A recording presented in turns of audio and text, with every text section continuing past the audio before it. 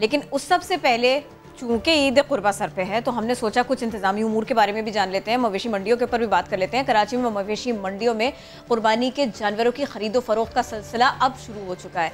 एक तरफ हुकूमत सिंध मवेशी मंडी लगाने की इजाज़त दे रही है और दूसरी जानिब ये भी है कि हुकूमती शख्सियात मवेशी मंडियों को कोरोना वायरस के मजीद फैलाव का अहम जरिया भी करार दे रही हैं। तो क्या हुकूमत इस पर कुछ सोच रही है, कुछ कर रही है? हम यही सब कुछ जानेंगे। सूबाई वजीर इम्तियाज़ शेख साहब हमारे साथ हैं। अस्सलाम वालेकुम, कैसे हैं आप? ये फरमाइएगा, क्या सूबे में मवेशी मंडियों पर पाबंदी लगाने जा रहे हैं? कुछ ऐसे ऑप्शंस आप लोगों के पास हैं? देखिए जी, जहाँ तक मंडियों का लगाने का ताल्लुक है, जो ईद उल अज़हा से पहले पूरे सूबे में लगती हैं, बल्कि पूरे मुल्क में लगती हैं, उसके लिए सूबा सिंध में अभी तक कोई फ़ैसला नहीं हुआ और अभी तक पॉलिसी यही है कि मंडियाँ फ़िलहाल नहीं लगाने की परमिशन है। तो मतलब यहाँ मंडी फ़िलहाल उस वक्त तक नहीं लगेगी जब तक ये पूरे मुल्क के लिए फ़ैसला नहीं होगा। एक कमेटी है हमारी जो कि NCOC के नाम से है, जिसमें मतलब चीफ सेक्रेटरीज भी हैं और कभी कभार चीफ मिनिस्टर साहब भी बैठते हैं फेडरल गवर्नमेंट के साथ। उन्होंने सिफारिश ज़रूर की है कि मंडियाँ लगनी चाहिए और उसका फ़ैसला, हतमी फ़ैसला NCC की मीटिंग में होगा। लेकिन सिंध गवर्नमेंट का ये मौक़िफ़ है कि मंडियाँ लगने से पूरा सोशल इंटरेक्शन बहुत ज़्यादा बढ़ जाएगा और मजहबी फरीज़ा है जिसमें मतलब हज़ारों लाखों लोग निकलते हैं बाहर, तो ये SOPs पे अमल हो नहीं सकेगा। और जिस तरीके से ये कोरोना बढ़ रहा है, जिस तरीके से अमवात में इजाफ़ा हो रहा है या उसके केसेस, पॉजिटिव केसेस में इजाफ़ा हो रहा है, तो उस वजह से मतलब सिंध गवर्नमेंट का ये व्यू है कि ये मंडियाँ नहीं लगनी चाहिए और इसके मुतबादिल ज़राए से जानवर ख़रीद कर कुर्बानी की जाए, जिसमें मदरसे हों और बाकी NGOs के ज़रिए, या जिस तरह सऊदी अरब में एक रवाज है अपना जो सिलसिला, उस हवाले से उस तरीके से किया जाए। तो उस सिलसिले में मतलब कोशिशें की जा रही हैं। मुख्तलिफ़ उलमा इकराम से भी सिंध गवर्नमेंट ने रब्ता किया है, उनका व्यू पॉइंट भी यही आया है और वो उलमा इकराम भी यही कह रहे हैं कि लोग न मिलें और कोई एक आध मंडी लगे, लेकिन ऑनलाइन हो, मदरसों के थ्रू हो, NGOs के थ्रू हो, तो मैं समझता हूँ ज़्यादा बेहतर होगा, क्योंकि ये लोगों के अपने तहफ़्फ़ुज़ के लिए है, लोगों के अपने मफाद में है। क्योंकि कोरोना, सिंध गवर्नमेंट को तो कोई इससे फ़ायदा नहीं है कि मंडियाँ नहीं लगती, तो मतलब उनको कोई फ़ायदा है। लेकिन वज़ीर आला सिंध का ये मौक़िफ़ है कि ये जिस तरीके से शुरू से वो कह रहे हैं कि अगर लोगों में सोशल इंटरेक्शन ज़्यादा बढ़ेगा, लोग समाजी राब्ते ख़त्म हो जाएंगे या कम होंगे, तो ये मर्ज़ और वबा के बढ़ने के इम्कानात हैं, जो कि साबित हुआ जब ईद के मौके पर दुकानें और बाज़ारें खोल दी गई, तो उसके बाद बहुत तेज़ी के साथ इसमें इजाफ़ा हुआ। अब जो लॉकडाउन हुआ है उसकी वजह से कुछ फ़र्क पड़ा है, लेकिन मैं समझता हूँ कि अभी तक इसका, अभी तक जो मेरी नॉलेज है, अभी तक इसका हतमी फ़ैसला नहीं हुआ। लेकिन सिंध हुकूमत का मौक़िफ़ अपना हमने रख दिया है कि हम इसके खोलने के, मंडियाँ लगाने के फेवर में नहीं हैं। अच्छा, देखिए, आपकी राय अपनी जगह है। हमने वज़ीर सेहत साहिबा से बात की थी तो उनका इस मामले में बिल्कुल डिफरेंट ओपिनियन था, पहली बात। दूसरी बात ये कि अगर आप गल्फ़ कंट्रीज़ की एग्जांपल देते हैं, आप सऊदी अरबिया की बात करते हैं, तो वहाँ का जो स्लॉटर हाउस वाला सिस्टम है, अगर आप आज ये काम करने के लिए खड़े होते हैं तो 8 दिन, 10 दिन, महीना, इसकी आप श्योरिटी नहीं दे सकते कि आप ये सब कुछ कर पाएंगे। ऑल्दो ये कराची के लिए वाकई बेहतर होगा, ये एक राय है कि फिर सफाई को इंश्योर किया जा सकेगा, फिर बहुत सारे मामलों को देखा जा सकेगा। कराची के शहरियों के पास में ऑनलाइन के ऑप्शंस भी हैं और मसाजिद भी हैं, दूसरे फोरम्स भी हैं, लेकिन अगर आप मॉडिफाई करने के लिए जाएंगे तो ये फौरी तौर पर करके दिखा दें तो अच्छी बात है, हम अप्रिशिएट करेंगे। जल्दी हो नहीं सकता, इट टेक्स टाइम। फिर भी आप करके दिखाएंगे तो हम दोनों फिर बहुत अप्रिशिएट करेंगे। वाकई ये करना चाहिए, इस वक्त तो लाजमी करना चाहिए। लेकिन किरण, जो लॉकडाउन की बात इन्होंने की, क्योंकि अब आपने कहा कि लॉकडाउन से फ़ायदा हुआ, हज़रत पेट्रोल साहब ने कहा फ़ायदा नहीं हुआ। कमिश्नर कराची साहब ने ये कहा है, उन्होंने कहा है कि जो DCs हैं उनकी राय को मद्देनज़र रखते हुए, महकमा सेहत की राय को मद्देनज़र रखते हुए फैसला किया जाएगा पूरे शहर में लॉकडाउन से मुताल्लिक। सर, लॉकडाउन का आप कह रहे हैं थोड़ा फ़ायदा हुआ है, हुकूमत कह रही है फ़ायदा नहीं हुआ, स्टैट्स भी यही बता रहे हैं फ़ायदा नहीं हुआ, उस तरह से SOPs पर अमल दरामद हो नहीं रहा। अब अगर ऐसा फैसला हो जाता है, सख्त लॉकडाउन या मजीद उन्हीं इलाकों में लॉकडाउन, तो फ़ायदा होगा अगर रवैया इसी तरह का रहेगा तो? देखिए जी, लॉकडाउन ये हुकूमत की कोई ज़ोर ज़बरदस्ती वाली चीज़ नहीं है। हुकूमत ने एक फ़ैसला किया है उस पर अमल दरामद भी कराती है। सख्ती भी हम करते हैं, लेकिन वो सख्ती अवाम पर मतलब मुनासिब नहीं होती, अवाम के अपने मफाद में है, स्टेक होल्डर्स अवाम भी हैं, और अगर वो नहीं करेंगे तो फिर सख्ती भी की जाएगी। लेकिन पहले हुकूमतों का, हमारी हुकूमत का, पाकिस्तान पीपल्स पार्टी का, वज़ीर आला सिंध का यही मौक़िफ़ है कि लॉकडाउन इम्प्लीमेंटेशन इस तरीके से हो कि लोगों को तकलीफ़ भी ना हो, लोगों के साथ ज़्यादती भी ना हो। लेकिन अगर फिर भी कोई कानून की पासदारी नहीं करेगा तो उस पर लाजमी तौर पे कानून पर अमल कराया जाएगा। लेकिन ये कहना मैं समझता हूँ कि गलत है कि लॉकडाउन पे अमल नहीं हो रहा। लॉकडाउन में बहुत हद तक अमल हो रहा है, और आप देखें शाम के बाद 7 बजे के बाद दुकानें बाज़ारें बंद हो जाती हैं, और जो टेक अवे का सिलसिला है वो 11 बजे तक अलाउ किया गवर्नमेंट ने, वो उसके 11 बजे के बाद बंद हो जाता है। ट्रैफिक और लोगों में ख़ुद भी अभी एहसास हो रहा है, लेकिन फिर भी लोगों को ख़ुद भी ख्याल करना पड़ेगा। और लॉकडाउन की वजह से, जो लॉकडाउन नरम करने की वजह से केसेस बढ़े थे, अस्पतालों पे दबाव आया था, वो इस लॉकडाउन के बाद कुछ उसमें कमी आई है, और बदतरीज अमवात में और पॉजिटिव केसेस में कमी आ रही है। तो मैं समझता हूँ कि एक तो यही एक मुतफ़िका फार्मूला है कि सोशल डिस्टेंसिंग कम होगी, एहतियात होगी, मास्क लगाएंगे या इस तरह की चीज़ें करेंगे तो मतलब उससे कमी होगी। तो मैं समझता हूँ कि जो गवर्नमेंट ने जो फ़ैसला किया है लॉकडाउन का, उससे फ़ायदा हुआ है, और अमल करना है तो लोगों को भी इसमें कोऑपरेट करना पड़ेगा, क्योंकि लोगों के अपने मफाद में है। बहुत शुक्रिया, साथ मौजूद थे आप इम्तियाज़ शेख साहब, इस सिलसिले में हमसे गुफ्तगू कर रहे थे। और अब जिस तरह आपने भी जो लॉकडाउन से मुताल्लिक अपनी राय शेयर की है, एनीवेज उससे पहले जब हम बात कर रहे थे, जो गवर्नमेंट की तरफ से भी कहा, जिस तरह इम्तियाज़ शेख साहब ने भी कहा कि ये सोच है, ये मौक़िफ़ है सिंध हुकूमत का इज्तिमाई कुर्बानी के हवाले से, और यही पैगाम मुफ्ती मुनीब साहब की तरफ से भी दिया गया है। और ख़ुसूसी पैगाम उन्होंने दिया है कि लोग कोशिश करें कि इज्तिमाई कुर्बानी को तरजीह दें, गली मोहल्लों में अलाइशें ना फेंकें, अवाम मवेशी मंडी को पिकनिक स्पॉट ना समझें।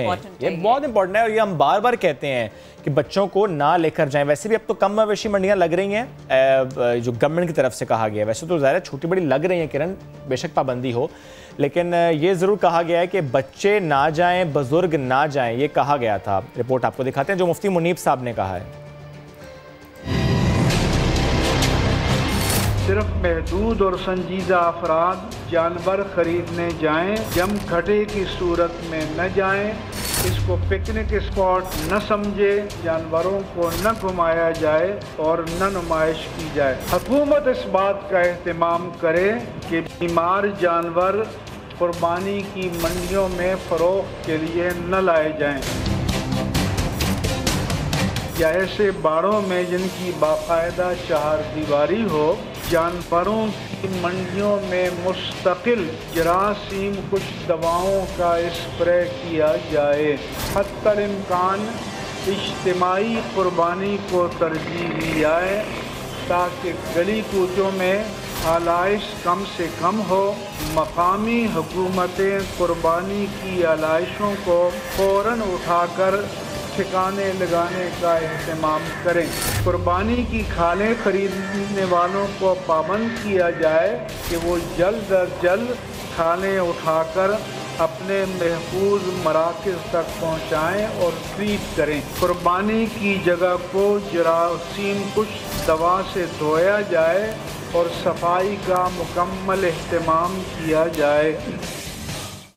तो अब मुफ्ती मुनीबुर रहमान जो कुछ कह रहे हैं, जो कुछ उलेमा कह रहे हैं, उसको भी जहन उसकी तरफ रखना होगा, उसको भी जहन में रखना होगा। हमने मीठी ईद पर सादगी को शियार बनाए, ऐसा कहा था, और इस ईद पर कुर्बानी किस तरह से हो, कुछ इस सिलसिले में सोचना होगा। तो अब जनाब, हमने चूँकि आपके सामने ये बात भी रख दी, सिंध हुकूमत की बात भी रख दी कि वो क्या सोच रखते हैं। मंडी पर पाबंदी की बात उन्होंने की, इशारे कुछ ऐसे मिले, तो हमने सोचा कि क्यों ना फिर हम मंडी इंतज़ामिया से ही बात कर लेते हैं, वहाँ के इंतज़ामात पर ही बात कर लेते हैं, और थोड़ी क्लैरिटी उनसे भी ले लेते हैं। यावर रज़ा साहब हमको ज्वाइन कर रहे हैं। अस्सलाम वालेकुम, वेलकम टू नया दिन, कैसे हैं आप? थोड़ा सा क्लियर करेंगे इस सिलसिले में आप, क्योंकि अभी तक जितनी भी गुफ्तगू सुनी और देखी गई है ना, थोड़ी सी कन्फ्यूजन आ गई है। कहीं ऐसा तो नहीं है कि ये जो मंडी पर पाबंदी होनी चाहिए, बड़े SOPs होने चाहिए, बिल्कुल महदूद अंदाज में काम होना चाहिए, ये आप लोगों के लिए भी है? अच्छा, अस्सलाम वालेकुम जी। आपका पहले तो शुक्रिया कि आपने नया दिन ने मुझे टाइम दिया, लेकिन आज मैं थोड़ी सी रिक्वेस्ट ही करूंगा कि आप मुझे थोड़ा सा टाइम ज़्यादा देंगी। ओके। और हम फैक्ट्स एंड फिगर्स पे बात करेंगे। सबसे पहली बात, हम इम्तियाज शेख साहब ने अभी बात की, मेरे लिए बहुत काबिल एहतराम है, और उन्होंने कहा कि एनजीओज और उनके थ्रू होना चाहिए। तो मैं सिर्फ और सिर्फ फैक्ट समा के सामने रख देता हूँ, डिसाइड आपने करना है। पहला फैक्ट मेरा ये है कि 2.5 करोड़ की आवाम है। मैं कहता हूँ इसमें से सिर्फ 30% लोग ऐसे होंगे जो कुर्बानी अदा करेंगे, सुन्नत इब्राहिमी अदा करेंगे, क्योंकि ये सुन्नत मुअक्कदा है, क्योंकि लोगों ने करना है। ये अभी आपने मुफ्ती मुनीबुर रहमान साहब की बात सुनी। 30% लोग मैं कहता हूँ मिनिमम करेंगे कुर्बानी। उन 30% की फिगर बनती है 75 लाख लोग। 75 लाख लोग अगर हर घर में 6 आदमी और 6 आदमियों पे एक कुर्बानी करें हम, तो आपकी हो जाती है 12.5 लाख कुर्बानी। जब आप कहते हैं 12.5 लाख कुर्बानी कराची के शहरियों ने करनी है, तो ये प्रोवाइड करना रियासत की जिम्मेदारी है या आंखें बंद कर लेना है? फिर मैं दूसरी बात आपसे करता हूँ। अभी इम्तियाज शेख साहब ने कहा, हुकूमत के रिप्रेजेंटेटिव हैं, उन्होंने कहा कि आप एनजीओज के थ्रू, मैं आपको 7 ऑर्गेनाइजेशंस के नाम बताता हूं जो कराची में वाइड काम कर रही हैं, जिनका नेटवर्क अच्छा है। उसके बाद आपको 8वां अगर दिमाग में आ गया तो आप मुझे कहिएगा, मैं कहता हूं 7 को 14 कर लें। और 14 ऑर्गेनाइजेशन, हर ऑर्गेनाइजेशन को कहता हूं 10,000 कुर्बानी करो, जो उसके लिए पॉसिबल नहीं है। ठीक। और 10,000 करें तो 14 की होती है 1,40,000 की कुर्बानी। अब बाकी 11.5 लाख लोगों को या 11 लाख कुर्बानी के जानवर कौन प्रोवाइड करेगा? ये किसकी जिम्मेदारी है? आपने मुफ्ती मुनीबुर रहमान की तमाम उलमा इकराम, तमाम मकातब फिक्र, या तो कोई उलमा इकराम या डिफरेंट मकातब फिक्र के लोग कह देते हैं कि इस दफा कुर्बानी मत करें। देखें, मुसलमान ने कुर्बानी करनी है। आप बीइंग अ मुस्लिम, आपको ये ईमान है कि आप ये कुर्बानी करेंगे, सदका देंगे, ये खैरात करेंगे, तो अल्लाह ताला राजी हो जाएगा इस कोविड-19 के हवाले से। ये सब हकीकतें, इससे आप हट के फैसले नहीं कर सकते। अब मैं आ जाता हूं कि मैंने आपको क्लियर कर दिया कि 12.5 लाख जानवर कराची को प्रोवाइड करना रियासत की जिम्मेदारी, किसी और की नहीं। कोई ये रियासत का पावरफुल आदमी ये नहीं कह सकता कि ये हमारी जिम्मेदारी नहीं है, लोग खुद कर लें।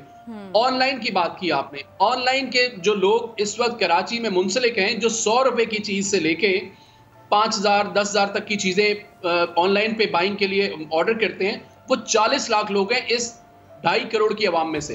बाकी 2 करोड़ 10 लाख लोग आज भी ऑनलाइन के बिजनेस से रिलेट नहीं करते। ये फैक्ट्स एंड फिगर की बात हो रही। अब ये जो लोग 40 लाख लोग इन्वॉल्व हैं ऑनलाइन पे, क्या वो आप अपने आप को ले लीजिए, आपने शायद लॉन के सूट वहां से ऑर्डर किए होंगे, क्या आप वहां से 50,000 रुपए का जानवर या 1 लाख का जानवर या 2 लाख का जानवर का ट्रस्ट कर सकते हैं? हमारा क्या सेटअप गवर्नमेंट ने ऐसा बनाया कि हम ऑनलाइन के ऊपर ट्रस्ट कर सकें? हम ऑर्डर कुछ और करते हैं, आता कुछ और है। तो ये सारी बातें निगेट करती हैं कि दिल की बात कर दी। सफेद बकरा मंगवाए, काला बकरा आ जाए, अगर ऐसा हो जाए ऑनलाइन। लेकिन ये बातें अगर साहिब इक़्तिदार लोग करेंगे तो आपको खुद हंसना पड़ेगा कि यार कैसी बातें करें कि आप ऑनलाइन। मैं अपने लिए और आपके लिए बात नहीं कर रहा हूं, क्यूमुलेटिव सोच, आप इनफरादी सोचों से बाहर निकल के यावर साहब, इस पर हम इस तरह भी तो बात कर सकते हैं कि गवर्नमेंट बात करे, जो छोटी छोटी मंडियां लग जाती हैं शहर के अंदर, उससे ज्यादा खतरा है, क्योंकि वहां पर SOPs पर अमल दरामद उस तरीके से करवाया नहीं जा सकता। But when we talk about this big mandi, तो यहाँ पर थोड़ा सा पॉसिबल है, क्योंकि आप लोग पहले दिन से इस पर काम कर भी रहे हैं, गवर्नमेंट से कंसल्टेशन भी आपकी हुई और SOPs बनाई भी गई और अमल दरामद हो भी रहा है। कितना हो रहा है ये मुझे आप बता दीजिए।